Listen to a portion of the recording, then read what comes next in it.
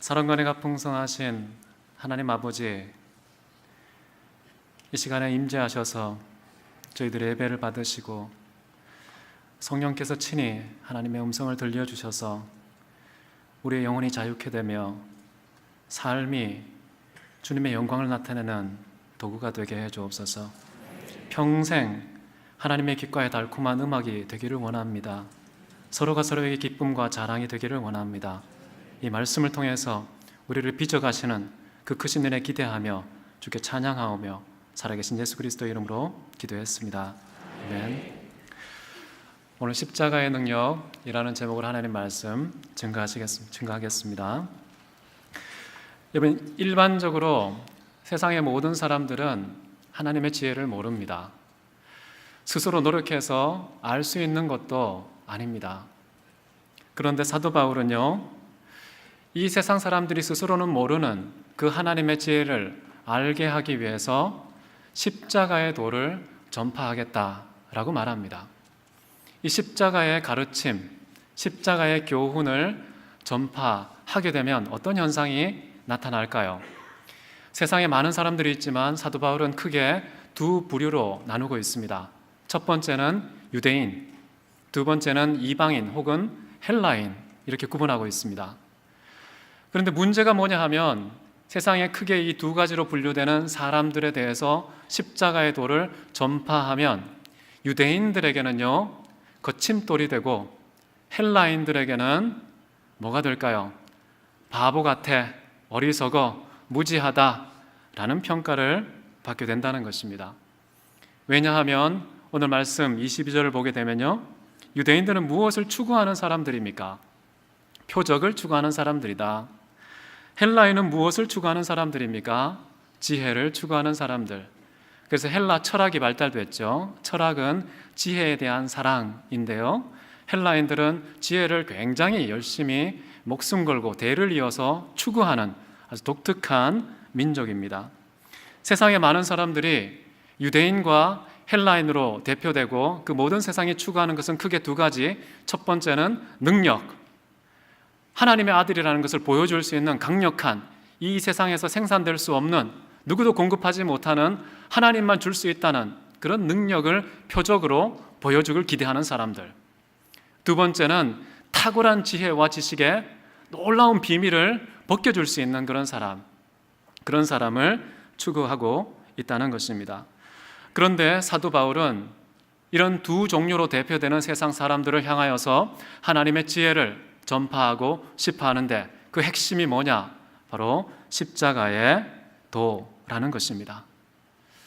믿는 자에게는 헬라인이든지 유대인이든지 아무리 표적을 추구하고 지혜를 추구하는 사람들도 믿기만 하면 그 사람들에게 이 십자가의 도는 어떻게 변하느냐? 하나님의 능력이요 하나님의 지혜니라 라는 말씀으로 이렇게 반전이 일어난다는 것입니다. 이 십자가의 도가 도대체 무엇이길래 하나님의 능력이라는 표현을 쓰고 하나님의 지혜라는 표현을 쓰는 것일까요? 세상 사람들은 십자가를 뭐라고 얘기합니까? 약해 빠져있는 죽음의 상징 아닌가? 너무나 미련하고 어리석은 바보 같은 행동 아닌가? 그래서 헬라인에게나 유대인에게나 다 꺼리고 거부하는 내용이 십자가입니다. 그런데 십자가와 하나님의 능력과 지혜, 이 두 가지 내용은요, 서로 어울릴 수 없는 단어의 조합입니다. 십자가는 약한 건데 어떻게 능력입니까? 십자가는 바보 같은데 어떻게 하나님의 지혜입니까? 이런 역설적인 문맥에서 오늘 함께 말씀을 통해서 왜 십자가가 하나님의 능력이고 지혜이며 우리가 그것을 붙잡아야 하고 우리 전생을 통해서 구현해야 되는가라는 것을 함께 나누는 은혜가 있기를 바랍니다. 능력이라는 것은요, 두나미스라는 표현을 씁니다. 헬라어인데요, 이것은 마치 다이나마이트와 같이 그것이 떨어지는 순간 그 일대 전체를 완전히 뒤집어 엎게 하는, 모든 가치관을 발칵 뒤집어 버리는, 모든 우선순위, 모든 가치와 의미를 완전히 뒤바꾸는 그런 능력을 얘기할 때 듀나미스라는 표현을 사용하는 것이죠. 이스라엘 백성들은요, 능력을 구합니다. 표적을 구합니다. 왜 그럴까요? 그분들은 나라를 이룬 지 오래됐잖아요.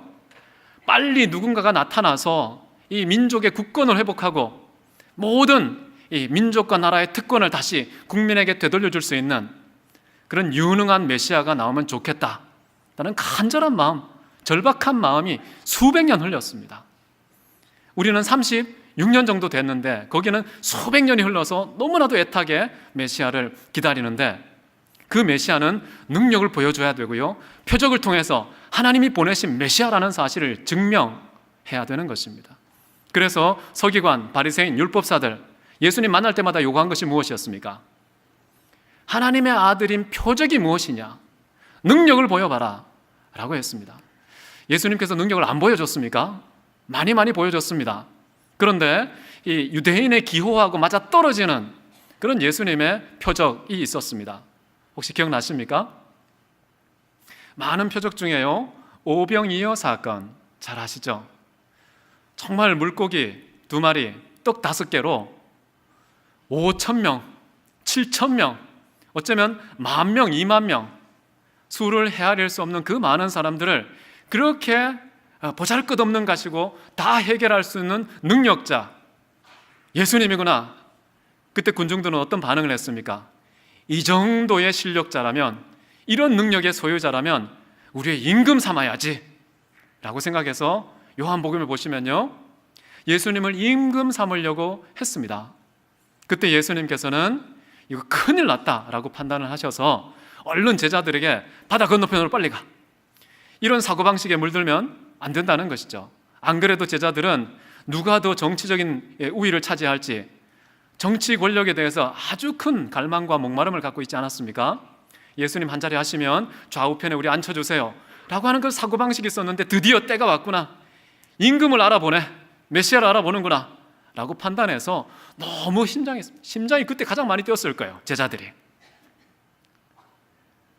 그런 잘못된 사고에 물들지 않도록 얼른 바다 건너편으로 이동시키는, 즉시 서둘러, 이런 표현이 나옵니다.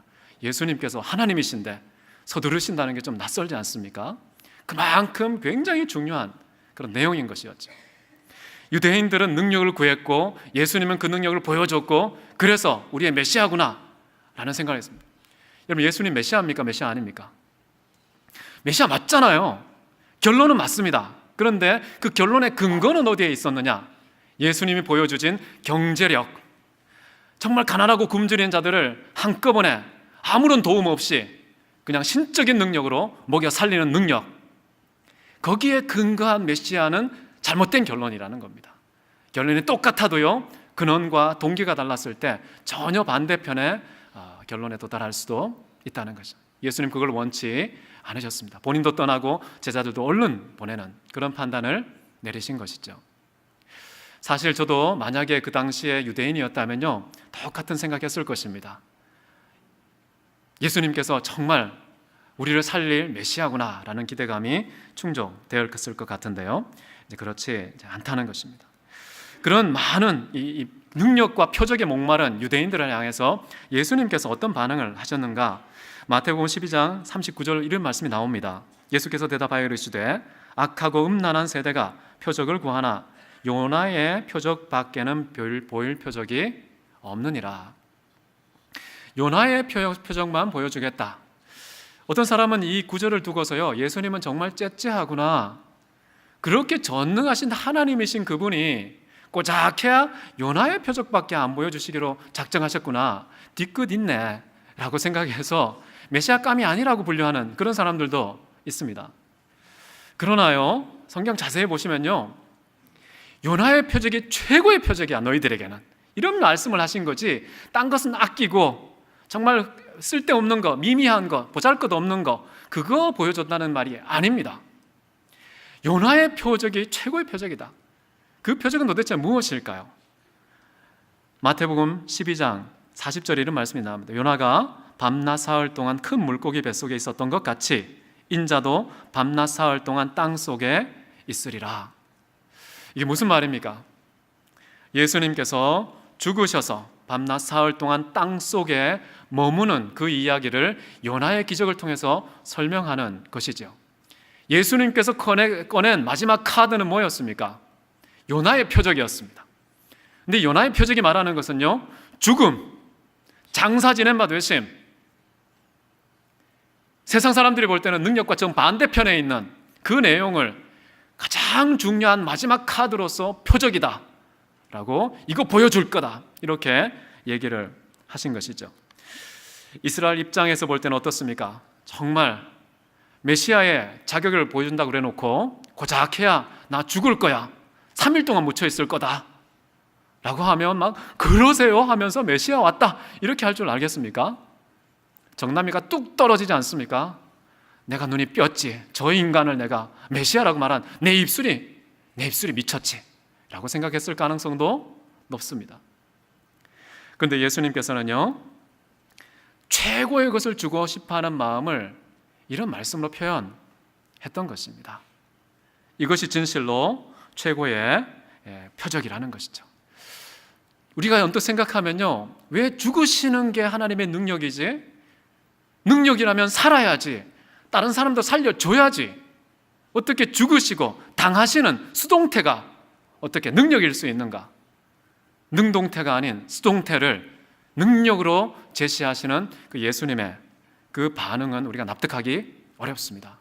유대인만 그런 게 아니고요, 우린 결론을 다 봤기 때문에 얼마든지 예수님 말씀이 맞아, 예수님 옳지 항상 뭐든지 아멘 하실 용의가 있으십니다.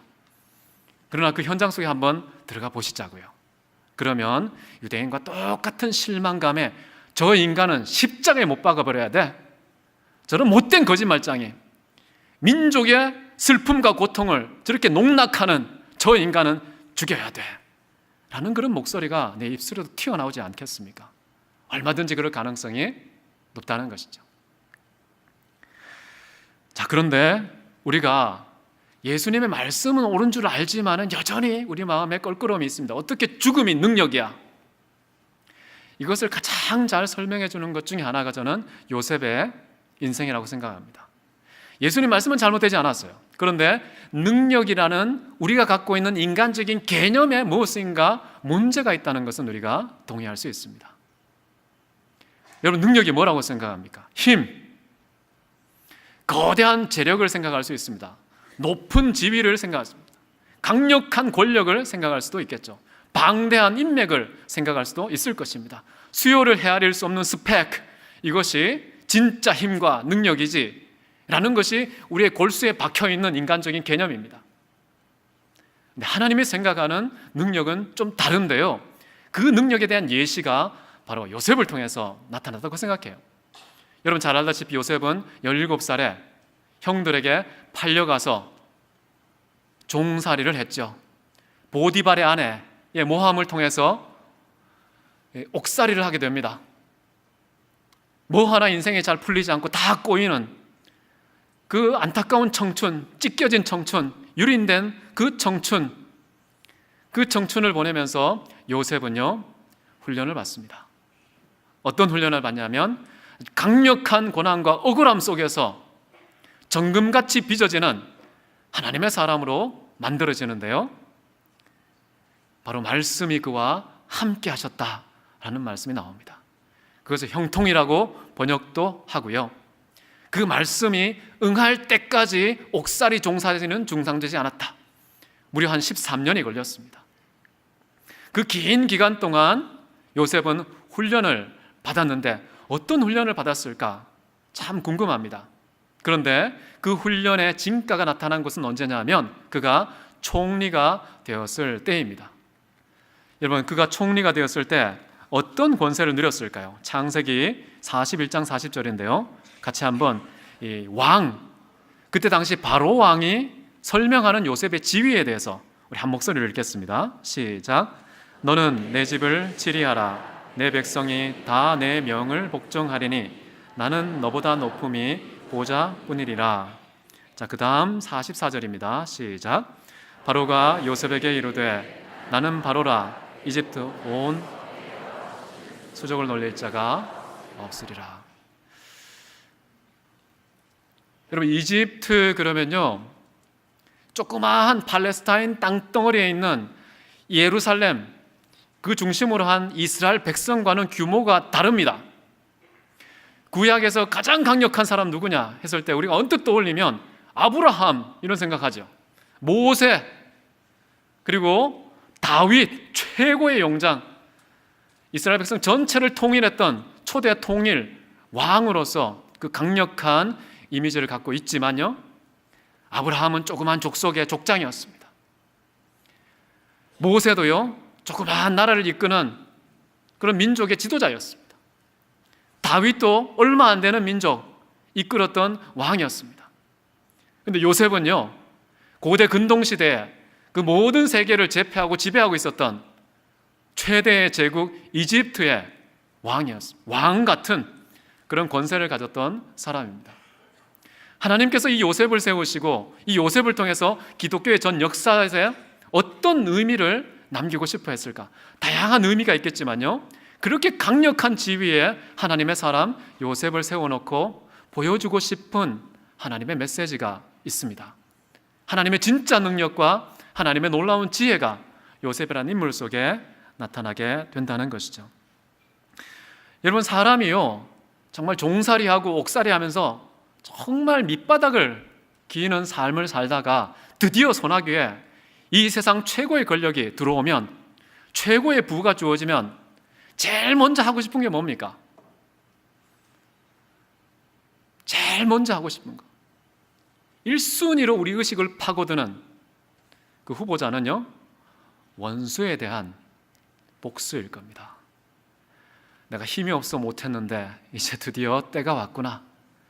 내 모든 가진 능력과 지혜와 역량과 가능성을 다 동원해서 내가 나를 파는 저 형놈들, 쟤네들 머리부터 정리해줘야겠다 라고 생각해서 주변에 있는 사람들 살짝 풀어서 그냥 쥐도 새도 모르게 정리할 수 있지 않겠습니까? 그리고 나를 모함했던 그 보디발의 여성 있죠? 그 거짓말하고 모함했던 그 아내를 당장 투옥시키고 최고로 끔찍한 참수형을 처하겠다, 이런 마음을 분출하는 하나의 출구로서 권력을 사용할 가능성이 높습니다. 근데 요셉은 어떻게 했습니까? 요셉은 그 권력을 쓰지 않습니다. 요셉은 그런 마음도 없어 보입니다.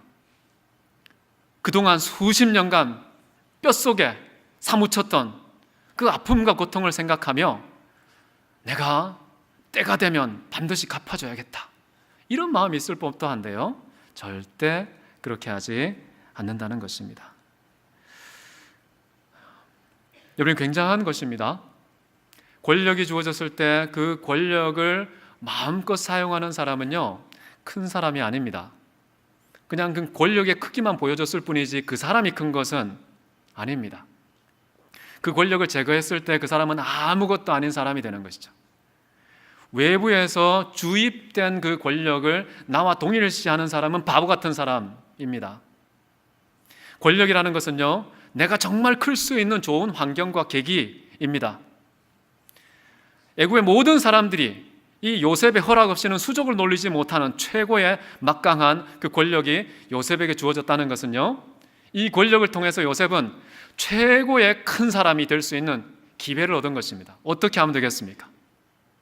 그 권력에 의해서 자기가 지배당하는 사람이 아니라요, 그 권력을 다스릴 줄 아는 사람, 써야 될 때 쓰고 쓰지 않아야 될 때 쓰지 않을 수 있는 통제력을 갖고 있는 사람이면은 그 권력의 크기보다 더 큰 사람이 되는 것입니다. 정말 큰 권력이 주어졌을 때 그 큰 권력을 마구잡이로 휘두르는 사람은요, 정말 쫄짱부 같은 사람입니다. 우리가 이런 걸 생각할 때 한번 생각해 보십시오.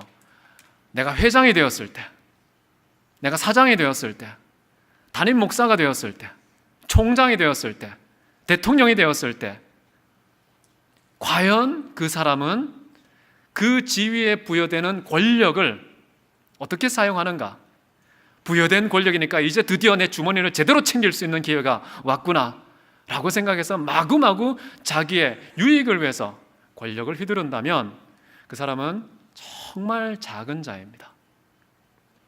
그런데 그런 권력을 가지고도 지극히 미미한 사람의 필요를 채워주는데 그 권력을 사용할 줄 아는 사람은 그 권력에 휘둘리는 사람이 아니고, 그 권력이 있으니까 사람이 변질되는 사람이 아니고요, 그 권력조차 다스리고 통치하고 지배할 수 있는 그 권력 이상의 크기를 가진 사람이 되는 것입니다. 요셉이라는 사람은 참 대단하죠. 얼마나 억울했는데 그럼에도 불구하고 모든 명분이 다 갖춰져 있습니다. 권력을 마음껏 휘두를 수 있는 명분이 다 갖춰져 있음에도 불구하고 그것을 정당하게 사용할 수 있음에도 불구하고 안 사용하고 오히려 다르게 사용한다는 것이죠. 요셉을 이렇게 최고의 권력을 다스리고 통치할 수 있는 크기의 사람으로 만든 비결은 무엇일까? 그것을 우리는 창세기 50장 19절에서 확인할 수 있습니다. 요셉이 그들에게 이르되 두려워 마소서, 내가 하나님을 대신할 수 있습니까? 여러분, 최고의 권력을 가졌어도 더 높은 권력의 주관자 하나님이 계시다는 사실, 그 사실을 망각하지 않고 그 권력이 집행되는 순간에도 기억하는 자, 그 사람은 위대한 사람입니다. 우리 인간에 주어진 모든 것은요, 나의 배를 부르게 하기 위해서, 내가 형통하고 출세하기 위해서 주어진 게 아닙니다. 하나님께서 우리에게 권력이든 지식이든 부든 명예든 그 어떤 것이든 영향력을 갖고 있는 모든 것들은요, 섬기라고 주신 것이죠. 주신 분의 의도를 파악하지 않고 권력 수여자의 뜻대로 사용하지 않는 자는 권력의 노예가 되는 자입니다. 권력의 종이 되는 것이죠. 진정한 권력자가 되는 것은요, 권력 수여자 하나님의 뜻을 두려워할 줄 알고 그 뜻을 위해서 내게 주어진 모든 것을 총동원해서 섬기는 자, 그게 바로 권력자인 것이죠. 지금 형들에게 얘기합니다. 형들이요, 떨지 마십시오. 저를 팔았다고 해서, 저를 정말 둔탁한 그 이방인의 장사꾼 손에 넘겼다고 해서 두려워하지 마십시오. 내가 하나님을 대신합니까? 하나님의 뜻에 그 경계선을 넘어갈 자 아무도 없습니다. 하나님의 뜻을 위해서 이루어진 섭리였습니다. 이렇게 하나님의 예언의 말씀, 언약의 말씀을 중심으로 모든 역사를 풀어가는 이런 판단력이 요셉 댁에 했다는 것이죠. 그 다음 한번 보십시오. 창세기 50장 20절입니다. 당신들은 나를 해하려 하였으나 하나님은 그것을 선으로 바꾸사 오늘과 같이 만민의 생명을 구원하게 하시려 하셨나니. 하나님께서 나에게 이 막강한 권력을 주신 이유가 뭐냐? 영혼을 살리기 위해서 그렇게 했다는 겁니다. 구원을 위해서 내게 주신 것이다 라고 해석을 한 것이죠. 여기서 우리는 진정한 권력의 의미가 뭔지를 알 수 있습니다. 하나님 앞에서 구원받게 하는 그 도구와 수단이 바로 진짜 권력이다. 나머지는 다 자기의 못난 존재감을 치장하는 장신구에 불과한 겁니다. 지식도 그렇고요, 돈도 그렇고, 인맥도 그렇고, 가문도 그렇고, 스펙도 그렇습니다. 내게 주어진 모든 거 가지고 내 존재감은 초라하고 작은데 좀 있어 보이기 위해서, 크게 보이기 위해서 주렁주렁 옷차림으로 장신구로 걸치는 그런 내용이 되기가 쉬운데요, 진짜 권력은 그렇지 않다는 겁니다. 진짜 하나님의 능력은 뭐냐? 한 영혼을 구원하는 것에 있다는 것입니다. 천하보다 귀한 한 영혼이 주께로 돌아오면 그것은 진짜 능력자의 증명이다 라고 말씀하시는 듯합니다. 요셉은요, 이렇게 하나님의 관점에서 세상의 역사를 해석했을 뿐만 아니라요, 정말 원수였던 그 형들의 가족들에 대해서 어떤 태도를 갖고 있었는가? 그 다음 절에 이렇게 나옵니다. 같이 한번 읽겠습니다. 시작. 당신들은 두려워 마소서, 내가 당신들과 당신들의 자녀를 기르리이다 하고 그들을 간곡한 말로 위로하였더라. 아니, 눈앞에 원수들이 있습니다. 권력의 칼을 써야죠. 때가 왔잖아요. 그럼에도 불구하고 눈앞에 있는 그 원수들을 향해서요, 간곡히 위로합니다. 울지도 마시고 두려워하지도 마소서. 도대체 이런 권력자가 어디에 있습니까? 진짜 능력은 뭔지 요셉이 너무나도 잘 보여주고 있습니다.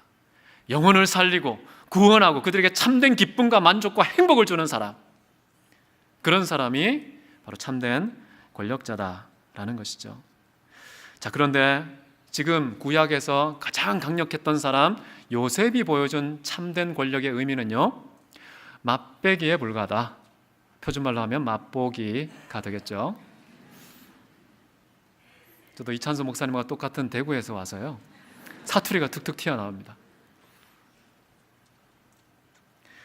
진짜 하나님께서 요셉을 하나의 비유로 삼아서 진짜 설명하고 싶었던 능력의 본질이 뭐냐?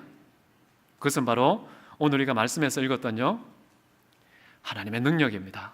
십자가의 도, 십자가에 달려 정말 비참하게 허무하게 죽으신 예수 그리스도, 그게 바로 진짜 능력이라는 것입니다.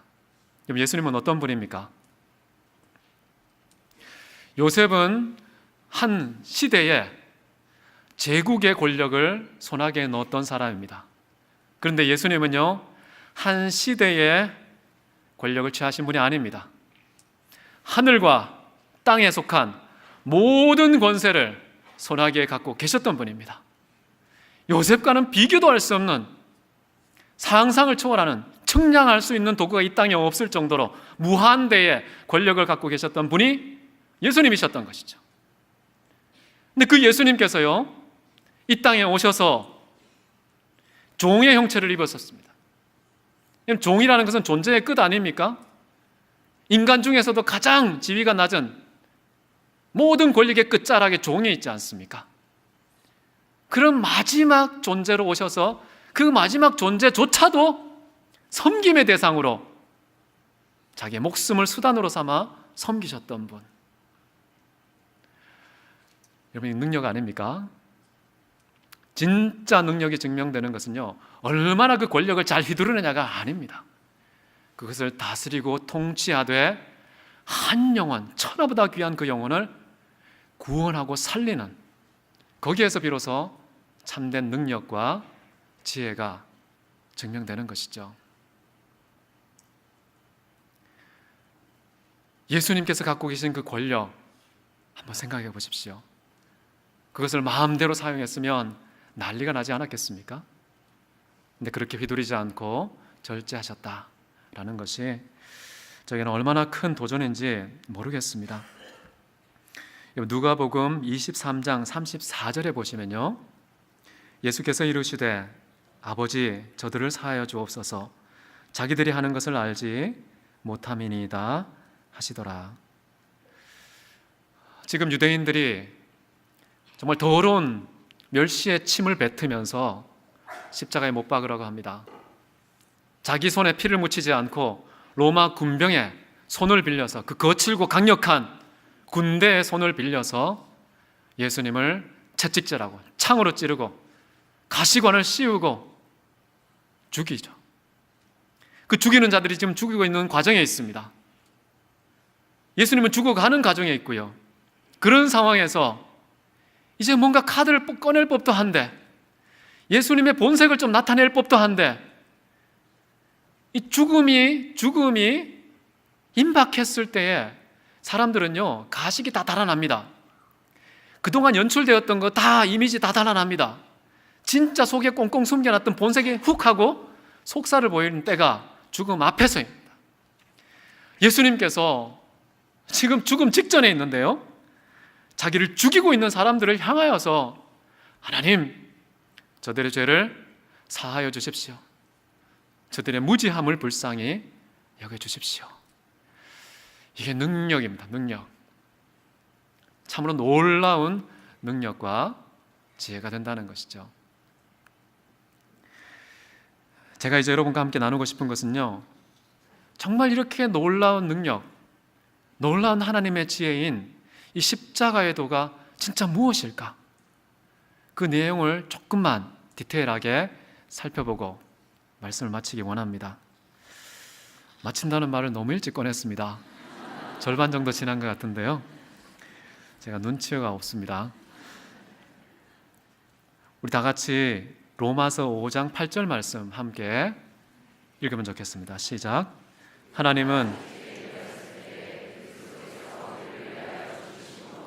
하나님께서 우리에 대한 자기의 사랑을 증하십니다.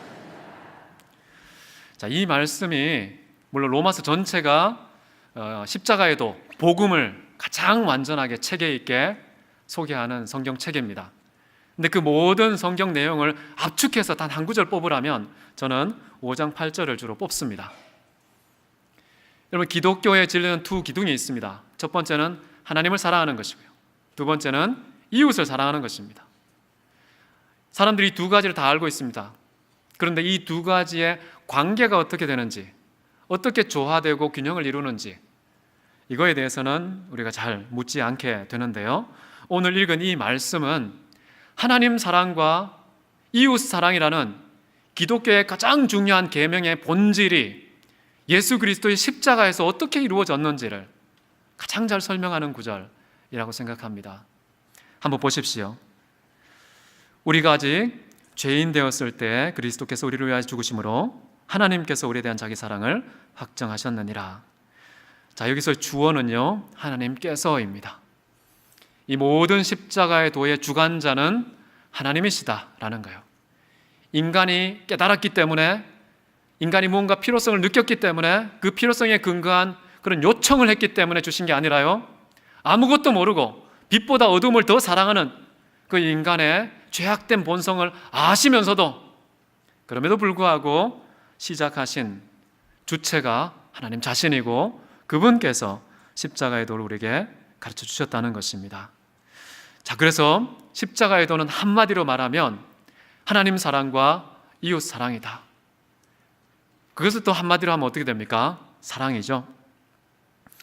십자가의 도는 사랑입니다. 사랑은요, 유대인의 눈으로 보면 표적을 구하고 능력을 구하는 그 사람들이 볼 때는 너무나 연약하고 미약한 것입니다.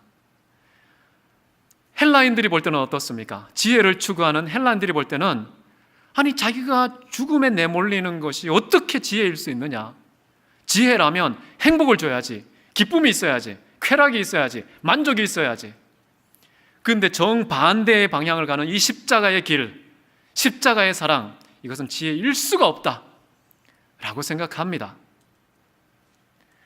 그렇지만은 성경은 그렇게 설명하지 않고, 우리가 본문에서 보면요, 하나님의 어리석음이 사람보다 지혜롭고 하나님의 약하심이 사람보다 강함이라. 하나님이 약하신 부분이 있구나, 약점이 있으시구나, 이렇게 생각하시면 안 됩니다. 그러면 그렇지, 하나님도 완벽하지 않으시지, 아무리 지혜로운 분이라도 어리석은 구석이 있으셨구나 라고 해석하시면 안 됩니다. 이것은요, 사람들이 그렇게 본다는 거예요. 십자가의 도를 하나님의 어리석음으로 본다는 거예요. 그런데 사람들이 평가하는 그 어리석음이 사람의 지혜보다 낫다는 거예요. 그리고 하나님의 연약하심, 연약하지 않은데 사람이 볼 때는 그 십자가는 연약함의 상징이죠. 당하시는 것, 죽으시는 것, 인생이 끝나는 거기 때문에 연약함으로 분류한 그런 내용이지만 하나님의 연약함이 사람보다 더 강하다, 지금 이런 설명을 한 겁니다. 그 구체적인 내용을 보자는 것인데요, 자, 보시면요, 이 십자가의 사랑이 지향하는 대상은 누구냐 했을 때 우리가 아직 죄인 되었을 때에 라는 대상이 나옵니다. 여러분, 왜 십자가의 도가 하나님의 능력과 지혜냐 하면요, 그 대상이 죄인이기 때문에 그렇습니다. 우리는 좋아하는 사람을 좋아하고 사랑하는 사람을 좋아하고 그 다음에 나에게 뭔가 보탬이 되고 내 이름을 윤택하게 할 만한 그런 자격과 능력을 소유한 사람만 가까이 하고 말을 섞고 함께 동력자가 되는 것이죠. 그런데 하나님께서는요, 사랑의 손을 어느 쪽으로 뻗으셨느냐? 죄인에게 뻗으셨습니다. 죄인은 하나님을 사랑하는 사람입니까? 하나님의 이름을 찬양하는 것입니까? 하나님의 뜻을 이루는 사람입니까? 선을 행하는 사람입니까? 뭔가 예쁜 구석이 하나도 없는 사람이에요. 하나님의 뜻과 하나님의 존재와 정반대 방향을 질주하는 참으로 무모한 죄악된 인생이 죄인 아닙니까?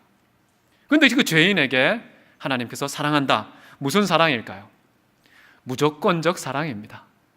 사랑할 구석이 하나도 없는데 그냥 사랑하는 것이죠. 이게 십자가의 도, 사람들이 볼 때 미련하고 약하기 그지없는 그런 모습의 사랑. 그런데 이것이 하나님의 능력과 지혜가 된다는 것이죠. 여러분도 하나님의 능력과 지혜의 소유자 되시기를 바랍니다. 어떻게 해야 되겠습니까? 아멘만 하시면 안 되는 거죠. 원수들 찾으십시오. 주변에 원수를 찾아서 눈에 걸렸다, 죽었어, 이렇게 하지 마시고요, 하나님께서 나에게 하늘의 능력과 하늘의 지혜를 주시는 그런 계기와 놀라운 축복의 통로로 이렇게 나 주변에 이렇게 많이 배치해 놓으셨구나. 많을수록 좋은 거 아닙니까? 한 트럭 와라. 이런 각오로 환영하는 사람이 돼야 됩니다. 정말 이 십자가의 도를 믿는다면요, 내 주변에 좋은 사람만 있으면 그 사람의 인생 문제가 있다고 한번 돌아봐야 됩니다. 왜냐하면 칭찬만 들을 거거든요. 좋은 말만 들을 거거든요. 괜찮다고만 할 거거든요. 성장할 수가 없습니다. 근육이 키워지지 않습니다. 맷집이 안 길러집니다. 존재, 영혼의 참된 근육이 키워지려면요, 원수가 옆에 있어야 됩니다. 그래서 저는 얼마나 감사한지 모릅니다. 성경에 보니까요, 베드로가 이런 얘기를 했습니다. 마귀가 마치 삼킬 사자처럼 우리 사방을 우겨싸고 있다. 얼마나 감사한지 모르겠습니다. 그렇지 않습니까? 정말 하나님의 강력한 사람으로, 진짜 지혜로운 사람으로 사탄의 동행이 있구나. 이렇게 해석하면요, 사방을 우겨싸는 게 아니라 아래 위로 다 싸라, 안팎으로 다 싸라, 이렇게 도전하고 싶은 마음이 들 정도로 사탄의 존재에 대해서 재해석할 수 있습니다. 십자가의 도는 이렇게 완전히 팔을 바꾸어서 해석하게 만듭니다. 그래서 역시 여러분 주변에 집안에 원수가 있다면, 교회에 혹시 원수가 있다면, 우리 직장에, 학교에 원수가 있다면요, 하나님께서 엄선하셔서 섭리적인 축복의 통로로 세우셨구나 라고 생각하시면서 찬양의 근거로 삼으십시오. 하나님께 감사의 발판으로 삼는 저와 여러분 되시기를 바랍니다. 아직도 5분의 1 정도만 입을 여시는데요, 그 다음 두 번째 십자가의 도는요, 우리가 아직 죄인 되었을 때에 라는 말이 나옵니다. 시점이죠. 시점.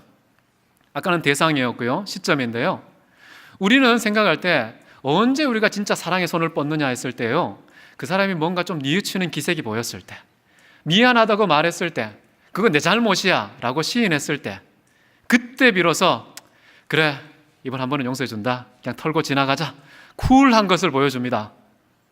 그런데 진짜 십자가의 도가 제대로 우리의 온 존재와 인생에 박히고 새겨지는 그때는 언제냐 하면요, 원수가 원수질을 할 때, 원수 진행형일 때, 그때가 찬스라는 겁니다. 지금 누가 나에게 상처를 줘요, 험담을 합니다, 금전적인 손실을 끼쳤어요. 그때를 놓치면 안 된다는 거예요. 사람은요, 망각의 동물입니다. 조금 지나가면 감정도 수그러 들어요. 까먹기도 하죠. 원수가 더 이상 원수로 안 보이는 때가 옵니다. 그건 자연스러운 일이고요. 그런데 중요한 것은 정말 하나님의 십자가 사랑을 실천할 수 있는, 내 인생에 오롯이 선명하게 새길 수 있는 그 순간, 그 기회를 상실했다는 거예요. 그래서 한번 생각해 보십시오. 우리는 늘 좋은 것만 기대하죠. 좋은 사람만 다가오길 원합니다. 늘 좋은 일만 기대하고 거기에 대한 반응을 좋아하지만, 그러나 원수가 진짜 제대로 원수답게 나에게 다가왔을 그때의 나의 진짜 모습을 한번 보십시오. 그때의 내 존재의 업그레이드 한번 제대로 해보이는 것입니다. 그 기회를 놓치지 마십시오. 혹시 지금 이 순간 예배당에 오기 전에 혹시 그분 기억나십니까? 원수가 그 인간이 그렇게 했어 라는 것이 기억 아직도 남아있다면요, 아직도 잊혀지지 않았다는 거예요. 아직도 기회가 남아있다는 것입니다. 빨리 두 손 들고요, 하나님, 저 원수의 죄를 사해 주십시오. 제가 지금 무슨 일을 한지 알지 못합니다 라고 축복과 용서의 손을 뻗어서 품어주십시오. 그러면 마치 내가 예수님이 이 땅에 계셔서 사랑하시는 것처럼 사랑하는 자가 되는 것입니다. 예수님의 십자가가 지금 나의 인생을 통해서 선명하게 이 세상 사람들의 빛으로 환하게 비춰지는 순간이 되는 것입니다. 여러분, 언제 제대로 그리스도인다운 빛을 발할 수 있겠습니까? 주머니 좀 열어서 구제할 때요, 남아 도는 돈 아닙니까? 그렇게 하지 말고요, 정말 예수님의 십자가에도 복음의 본질, 그것을 보여줄 때가 언제입니까? 손해볼 때입니다. 억울함 당할 때입니다. 피해 입었을 때입니다. 상처받았을 때입니다. 그때 그 순간 놓치지 않는 저와 여러분 되시기를 바랍니다. 분위기가 점점 우울해집니다. 이게 복음이었어? 이게 십자가의 도였어? 이상한 도구나? 라고 등 돌리지 마시길 바라고요. 그 다음 보시면요, 그리스도께서 우리를 위하여 죽으셨다. 이 짧은 문장에서의 주어는요, 그리스도입니다. 동사는 죽으셨다인데요, 이 죽었다는 말이 대체로 수동태일 경우가 많은데 여기서는 원문이 능동태입니다. 그럼 예수님께서 스스로 죽었다는 것입니까? 아니면 죽음을 불가피하게 당하셨다는 뜻입니까? 스스로 죽으셨다는 것이죠. 그래서 이 사랑의 상태가 참 중요합니다. 십자가의 도는요, 언제 십자가의 도가 되느냐? 마지못해 어떤 강요에 의해서 강압적으로 부득불 억지로 인색함으로 이루어진 사랑은 십자가의 도가 아닙니다. 스스로 자발적으로 침노하면서 기꺼이 나의 생명도 수단으로 삼을 그런 각오로 타인을 사랑했을 때, 원수를 사랑했을 때, 그때 비로소 십자가의 도가 선명하게 우리를 통해서 나타나게 되는 것입니다. 여러분, 성경에 보면 이런 말씀 있죠. 내 이웃을 내 몸과 같이 사랑하라. 내 몸이요, 직유법의 종속절에 포함되어 있습니다. 주절에는 이웃이 있고요, 사랑의 주 대상은 이웃이고요, 나는 뭐가 됩니까? 뭐뭐처럼, 뭐뭐 같이 그렇게 분류되고 있다는 것. 여러분, 우리의 생명을 수단으로 생각하는 사람은 아무도 없습니다. 인생의 가장 큰 목적은 내 생명이라고 생각하죠. 그래서 항상 인생은 생명에 위협을 가하는 것으로부터 멀어지는 방향으로 살아갑니다. 죽음으로부터 멀어지는 방향을 따라서 살아가게 되어 있습니다. 한 인생도 그렇고요, 문명의 흐름과 방향도 그렇습니다. 할 수만 있다면 두려움, 죽음, 그것으로부터 멀리하고 싶은 게 인생인데요, 그런데 십자가의 도는 특이합니다. 너무 미련해요. 너무 어리석습니다. 나약해 빠진 것인데요, 스스로 자기 목숨을, 최고의 인생 목적이 되어야 할 그 생명을 기꺼이 수단으로 내어놓는 판단력이 십자가의 도라는 것입니다. 동의할 수 있겠습니까? 참 특이합니다. 억지로 하는 게 아닙니다. 여러분, 혹시 이웃을 사랑해야 돼, 사랑할 때에 동기를 잘 살펴보십시오. 수동태인지 능동태인지. 세상 많은 사람들이요, 예수님이 설마 스스로 죽으셨을까? 분명히 로마 군인에 의해서 죽었잖아 라고 얘기하죠. 근데 이 로마서에서는요, 예수님께서 직접 죽으셨다는 말을 합니다. 직접 죽으셨다, 스스로 죽으셨다, 이 말을 할 때 꺼리는 게 있습니다. 왜냐하면 스스로 죽으면 뭐가 됩니까? 자살이 되죠. 예수님이 직접 스스로 죽으셨다면 우리는 예수님의 본을 받아야 되는데 다 죽어야겠네? 다 자살해야 되겠네? 라고 해석할 수 있기 때문에 위험한 겁니다. 자, 예수님께서 스스로 죽었다는 말을 어떻게 해석하면 좋을까요? 부정할 수는 없잖아요. 예수님 그러셨죠. 나는 취할 권세도 있고요, 버릴 권세도 있다, 이런 말씀을 하셨잖아요. 그래서 나는 스스로 내 목숨을 내 양을 위해서 버리노라. 분명히 스스로 하신 일이 맞습니다. 그런데 이 살인이라는 그런 개념이 예수님의 십자가의 도를 째려보고 있습니다. 어떻게 풀어야 할까요? 예수님이 스스로 죽은 것이 자살이 아닌 이유가 있습니다. 두 가지 이유 때문인데요, 첫 번째는 뭐냐면요, 예수님은 자기 생명의 주인이십니다. 그리고 그 생명의 주관자가 되십니다. 생명의 근원 되십니다. 그래서 그 생명의 소유권과 처분권을 유일하게 갖고 있는 분은 예수님 한 분밖에 없습니다. 다른 모든 인간들은요, 예수님 닮아야지, 나 죽어야 돼 라고 자살하면 자살입니다. 왜냐하면요, 우리의 모든 생명은 우리 것이 아닙니다. 생명은 여호와께 속한 것입니다. 예수 그리스도의 피로 값주고 사신 바 되었습니다. 특히 그리스도인들은. 그렇기 때문에 우리의 생명이 아닌 생명을 마음대로 처분하면 두 가지 죄목이 적용됩니다. 첫 번째는 내가 나를 죽였으니까 자살이죠. 두 번째는 나의 생명도 아닌 것을 건드렸으니까 타살, 살인입니다. 그런데 하나님이 스스로, 예수님이 스스로 죽으신 것은요, 자기의 생명을 스스로 희생하신 사랑으로 분류됩니다. 희생적인 사랑이죠. 두 번째 이유는 뭐냐면요, 아버지 하나님께서 이 땅에 가서 모든 백성의 죄를 사하기 위해서 죽어야 한다고 명령을 하셨습니다. 그래서 예수님의 죽으심은요, 살인이나 또는 자살이 아니라 순종이라고 표현합니다. 그래서 빌립보서 보면요, 죽기까지 순종하셨다. 순종으로 분류됩니다. 그런데 다른 모든 사람들은요, 스스로 죽으면 순종이 될 수가 없습니다. 자살한 것이죠. 왜냐하면 하나님께서는 그 누구도 스스로 너 죽어라고 명령하신 적이 없어요. 절대 자살하지 마시고요, 주변에도 자살을 절대 하지 않도록 말리시기 바랍니다. 아주 큰 죄입니다. 근데 예수님께서는 스스로 자기의 생명을 내어주셨다. 자, 이것을 우리는 어떻게 본받으면 좋을까요? 사도 바울은 날마다 죽는다고 그랬습니다. 예수님의 그 자발적인 죽으심을 본받은 거죠. 나는 날마다, 주어가 나예요. 나는 날마다 죽노라. 무슨 말일까요? 나의 유익을 구하지 않고 내 기호와 내 판단과 내 가치관을 따라서 내 목적을 추구하면서 살지 않겠다는 것이죠. 이 땅에 살 때 나는 죽고 그리스도 예수가 내 안에 사시는, 주님의 뜻이 나의 뜻이 되고요, 주님의 목적이 나의 목적이 되고요, 주님의 사랑의 대상이 나의 대상이 되는 것이죠. 전적으로 내가 완전히 죽는 삶, 철저한 자기 부인, 이것이 바로 자발적인 죽음의 예수를 본받는 길입니다. 그런 사랑의 실천자가 되시기를 바랍니다. 그 다음에는요, 보십시오.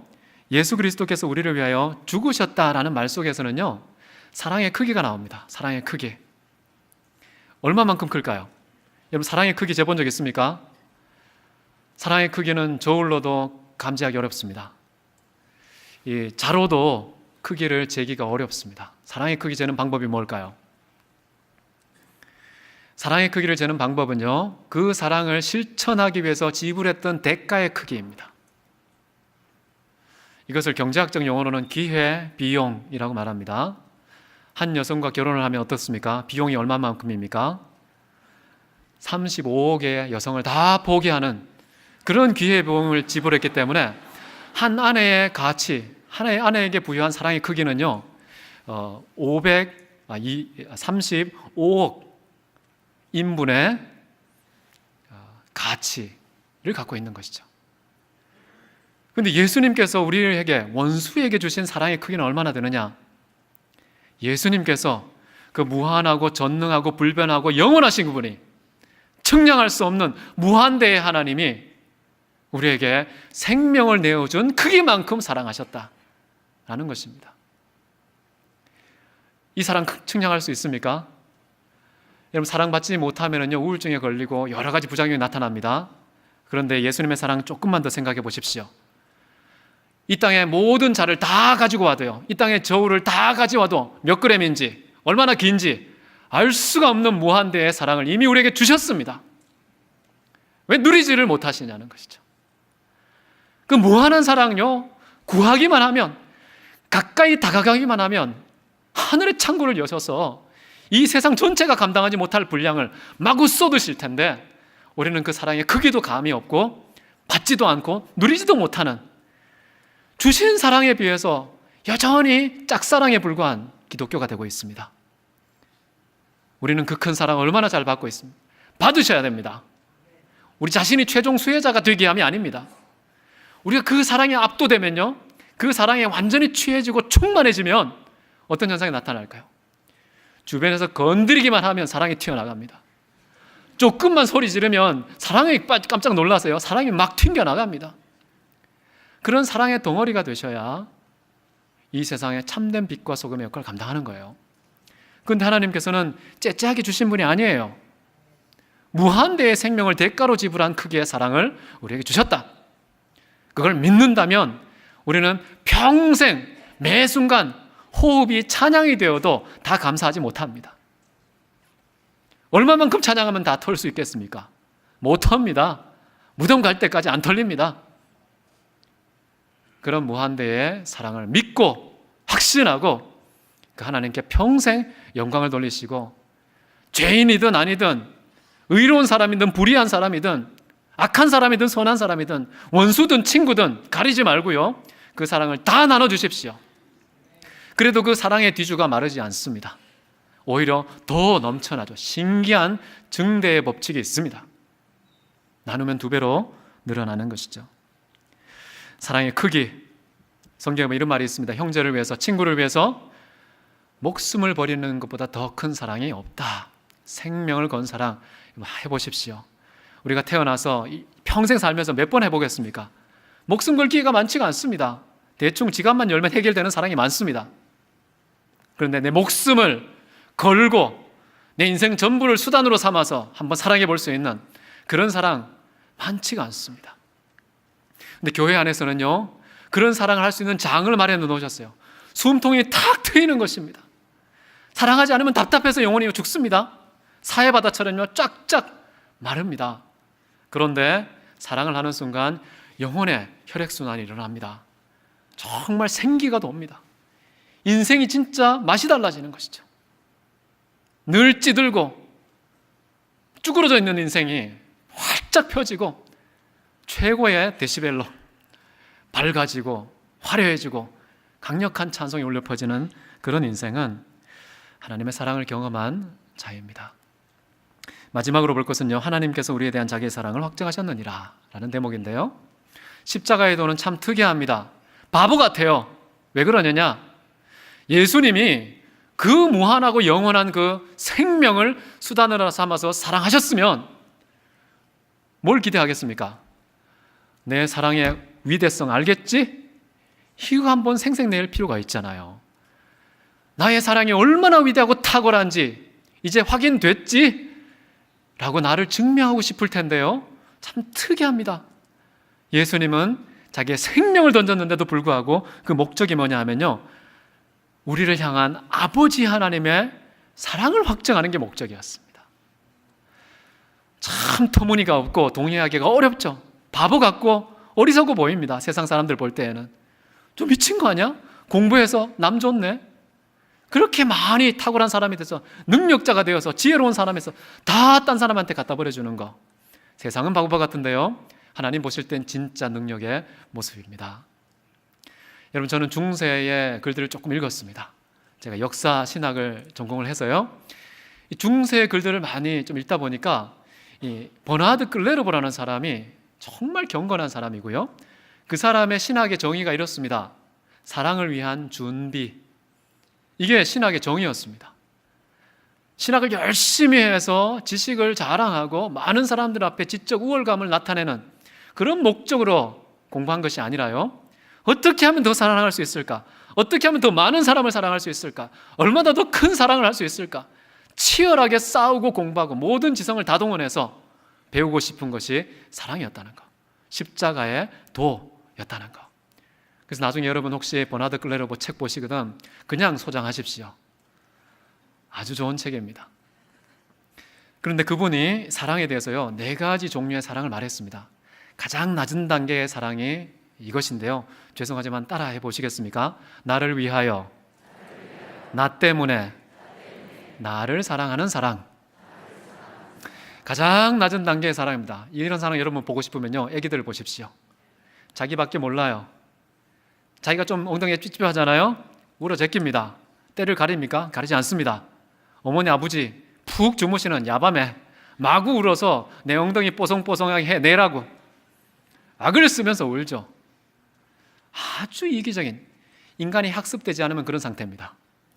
아무런 그런 외부의 영향을 받지 않은 순수한 인간의 상태가 나를 위하여, 나 때문에, 나를 사랑하는 지극히 이기적인 사랑, 이게 첫 번째 단계고요. 두 번째입니다. 따라 하시겠습니다. 나 때문에, 나를 위하여, 하나님을 사랑하는 사랑.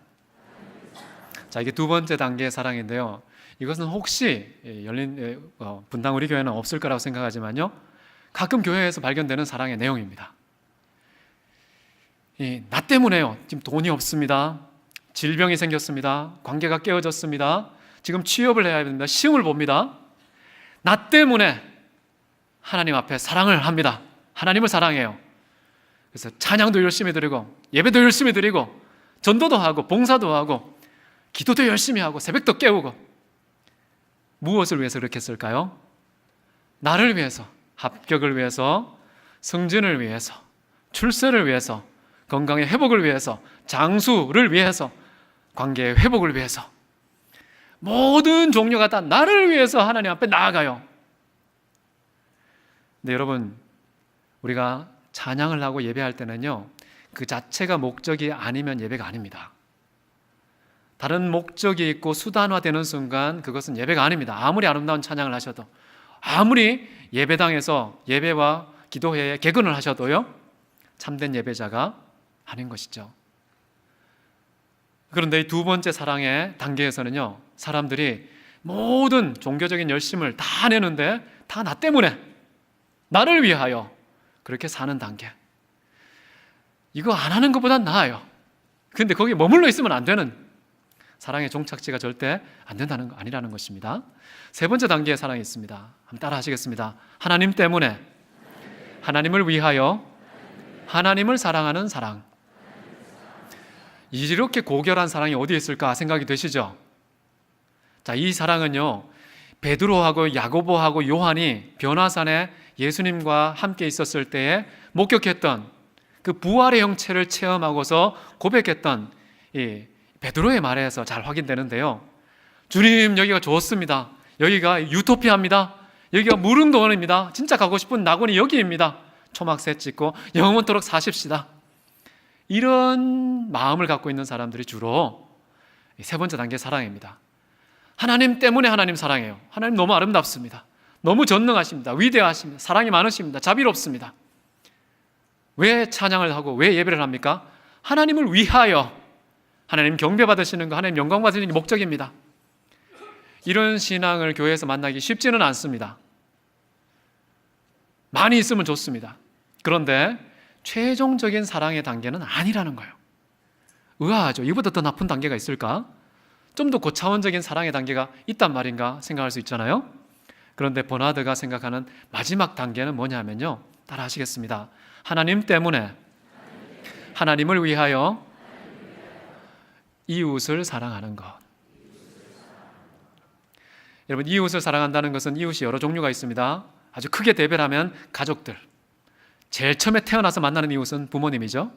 부모님을 비롯해서 가족들, 그 다음에 직장의 동료나 상하관계, 그 다음에 뭐가 있을까요? 부부관계. 크게 이제 사회를 설명할 때 이 세 가지로 설명합니다. 부모와 자녀, 남편과 아내, 그 다음에 사회적인 활동 속에서 이루어지는 관계. 자, 이 모든 관계성 속에서요, 우리는 사랑을 실천해야 됩니다. 다 이웃들입니다. 이웃들. 모든 종류의 이웃들에 대해서 사랑을 해야 되는데, 그 사랑의 동기나 원인이나 조건이나 이유가 무엇입니까? 하나님 때문에. 그런 사랑 해본 적 있습니까? 아내나 남편을 사랑할 때 하나님 때문에 사랑해 본 적 있습니까? 부모님을 사랑하는데 유산 말고 정말 하나님 때문에 순수하게 부모님을 사랑해 본 적 있습니까? 자녀를 내 욕망과 내 꿈의 연장선상에서 내 꿈을 성취해 줄 이 자녀들, 그런 이유 때문에 자녀를 사랑하지 않고 하나님 때문에, 비록 내 뱃속에서 나왔지만 하나님 때문에 사랑하는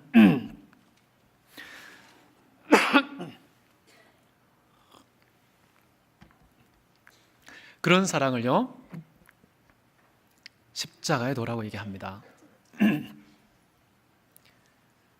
부부나 부모와 자녀나 심지어 사회관계도 마찬가지입니다. 비록 우리가 생계를 유지하는 차원에서 직장생활하고 또 미래를 준비하기 위해서 열심히 공부하는 학교생활, 거기서 만나는 모든 관계성들이요, 내가 점수 잘 받게 해주니까, 날 잘 가르쳐주니까, 돈을 많이 벌게 해주니까, 저 사람하고 친하면 승진될 가능성이 높아지니까, 하나님이 이유가 아닌 다른 대체물이 이유가 되는 순간 십자가의 도는 다 날아가는 것입니다. 우리 그리스도인이 이 땅에 사는 사명은 무엇입니까? 십자가를 선포하는 거 아닙니까? 그래서 한 영혼이라도 죽게 돌아오게 하는 것이 사명입니다. 직업이 어떻든지, 어떤 장소든지, 연령이 어떻든지 상관없습니다. 모든 하나님의 사람들은 그 방향을 향해서 가는 겁니다. 그래서 사도 바울은요, 나는 예수 그리스도와 그에 달리신 십자가 외에는 알지 않기로 작정했고요, 자랑치 않기로 작정했다고 그랬죠. 인생에 거기에 올인한 사람입니다. 우리 모든 사람이 그 길을 가야 됩니다. 어떤 부분에 있든지요. 그렇다면 어떻게 하면 되느냐? 십자가의 도, 그것은 바로 하나님 때문에 내 주변에 있는 모든 이웃들을 원수를 포함하여 사랑하는 것입니다. 그런 사랑을 실천할 때에 십자가의 도는 내가 가는 곳곳마다 향기가 진동할 것이고요, 환한 빛이 비출 것입니다. 그리고 누구를 위해서 사랑한다고요? 하나님을 위해서 이웃을 사랑하는 것입니다. 우리는 이웃을 사랑할 때요, 대가를 바라기 쉽습니다. 본전 생각 나죠? 밥 많이 사주면은요, 밥그릇 수에만큼 은혜를 갚으라는 보이지 않는 뉘앙스를 전달합니다. 은근히 기대도 하고요. 안 하면 어떻게 됩니까? 내가 밥그릇을 그렇게 많이 사줬는데 인사도 안 해요. 그럼 어떻게 합니까? 저런 배은망덕한 놈. 베푼 은혜 다 까먹으셔야 됩니다. 그 사람에게서 뭔가 되돌려 받자고 사랑한 게 아니잖아요. 하나님을 위하여 사랑한 거잖아요. 내게 돌아오는 것이 없더라도 하나님을 위해서 사랑하는 그 사랑이 우리에게는 이미 영광입니다. 이미 상급입니다. 이미 다 누렸습니다. 그렇다면 뭘 더 바라겠습니까? 절대 대가를 바라지 마십시오. 그래서 참된 기독교인은요, 대가성, 김영란법이 통하지 않는 것입니다. 그렇지 않습니까? 대가를 바라지 않거든요. 순수하게 주는 것을 받는 것보다 더 큰 복이라고 생각해서 주는 자로만 있기를 고집하는 사람, 그런 사람이 기독교인입니다. 교회는 그런 복음을 이 사회에 던져 주어야 됩니다. 그렇지 않으면 더 복잡한 법들이 자꾸 만들어지고요, 그 법을 집행하는 더 많은 사람들이 필요하게 됩니다. 사회는 억압과 강제와 통제 속에 살아갈 수밖에 없게 되죠. 진리를 알면 자유케 됩니다.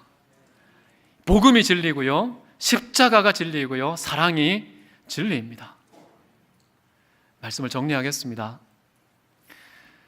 여러분, 정말 십자가의 도가 유대인들은 능력을 사모하는데 꺼려하는 것이고요, 헬라인들은 지혜를 사모하는데 미련한 것이고 정죄하는 그 십자가의 도, 그것을 붙잡고 평생 살아갈 용의가 있으십니까?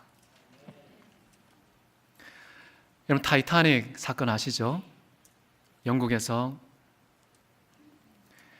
정말 1,500여 명이 몰살했습니다. 그런데 거기에 늘 타이타닉 치면 따라다니는 그 태그가 걸려있는 사람의 이름이 있습니다. 존 하퍼 목사님. 그 목사님은요,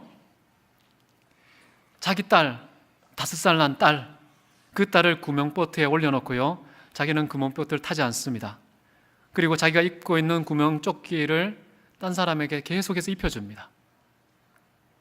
그러면서 사람들 막 찾습니다. 이상하게 만나는 사람들 뭐라고 얘기하냐면요, 당신 예수님 아십니까? 당신 구원 받으셨습니까? 그럼 무슨 대답할까요? 구명조끼 손에 들고 있는데. 그 사람이 보니까 목사 같기도 하고, 어떻게 답변하면 좋을까요?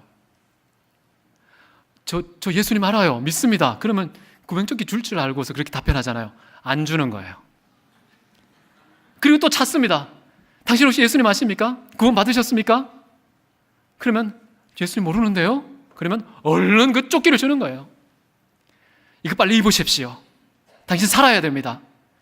저는 지금 죽어도 천국 갑니다. 근데 당신은 지금 죽으면 안 됩니다. 꼭 구원 받으십시오. 꼭 천국 가십시오. 그렇게 하고서 믿지 않는 자를 살리고 믿는 자는 그냥 죽도록 놔두고, 좀 속상하긴 합니다.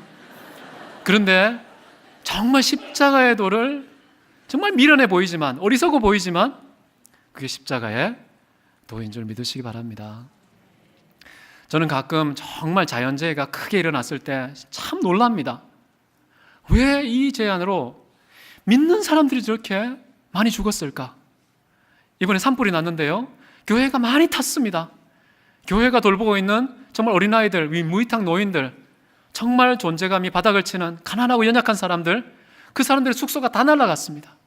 하나님, 산불도 좀 길을 봐가면서 타야지. 왜 저렇게 믿음의 사람, 그렇게 경건한 사람, 하나님을 섬기고 사람들을 사랑하고 이웃을 사랑하기 위해서 자기 다 내어준 그런 사람들의 집들을 태우냐고, 그렇게 막 속상할 때가 있습니다. 어떤 경우에는 지진이 일어나면 그리스도인 집안들이 다 땅속에 묻히는 경우가 얼마나 많습니까? 근데 가만히 생각해 보니까요, 하나님도 어쩌면 존 하퍼 목사님의 마음처럼 믿는 사람은 지금 이게 땅이 입을 벌려서 집을 다 삼켜도 우리는 천국 가는데, 믿지 않는 사람은 믿을 수 있는 기회를, 가슴 철렁한 기회를 한번 주시면서 그들을 구원하고 싶은 마음이실까? 그런 생각이 듭니다. 너무 바보 같습니까? 교회는요, 바보예요. 바보여야 합니다. 사망은 내게 역사하고요, 생명은 너에게 역사해라. 그런 판단력을 갖고 사는 곳이 교인이고 교회입니다. 여러분, 정말 십자가에도 붙잡고 사는 건 그런 삶입니다. 한 영혼이라도 죽게 돌아오게 하는 만드는 그런 삶을 살기 위해서 나는 죽고 타인에게 생명이 역사하는 것, 나는 죽고 생명이신 그리스도 예수가 나를 통해 타인에게 전달되는 것, 그런 삶이 십자가의 삶이고요, 하나님이 기뻐하고 축복하는 그런 삶인 줄 믿으시기를 주의 이름으로 축원합니다. 함께 기도하겠습니다. 사랑이 많으신 하나님 아버지, 죄인이었던 우리를 사랑하시고 무한하고 영원하신 독생자의 생명까지 수단으로 삼아서 정말 바보 같은 어리석은 만물에 찢기와도 못한, 벌레만도 못한, 만물보다 심히 부패하고 거짓된 인간을 왜 구원하셨습니까? 참으로 바보 같습니다. 어리석어 보입니다. 그러나 그것이 하나님의 능력과 지혜임을 믿습니다. 믿음대로 살기를 원합니다. 그 믿음의 열매가 이 세상에는 생명이 되게 해 주옵소서. 그렇게 우리 교회 모든 성도님들 한 분 한 분을 삶의 현장에서 사용하실 것을 믿고 축복하며 살아계신 예수 그리스도의 이름으로 기도했습니다. 아멘.